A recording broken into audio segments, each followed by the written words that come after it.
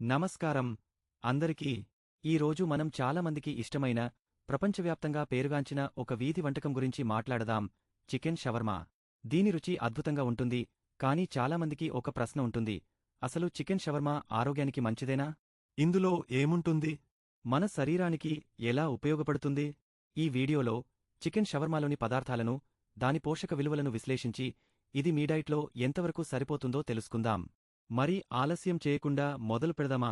Chicken షవర్మాలో ముఖ్యంగా మసాలాలతో marinate చేసి, grill చేసిన చికెన్ ఉంటుంది. ఇది మంచి ప్రోటీన్ మూలం.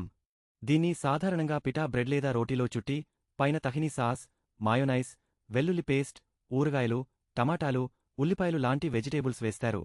మంచి విషయాలు ఏంటంటే, చికెన్ ప్రోటీన్ ఇస్తుంది, వెజిటేబుల్స్ కొన్ని విటమిన్లు, ఫైబర్ అందిస్తాయి.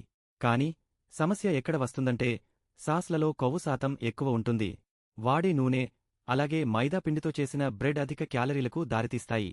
కొన్నిసార్లు చికెన్ని డీప్ ఫ్రై కూడా చేస్తారు, అప్పుడు కొవ్వు ఇంకా పెరుగుతుంది.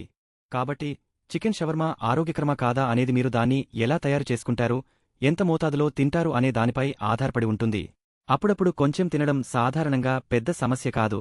కాని తరచుగా, పెద్ద మొత్తంలో, ఎక్కువ సాస్లతో తింటే అది బరువు పెరగడానికి, కొవ్వు ఎక్కువగా శరీరంలో చేరడానికి దారితీస్తుంది.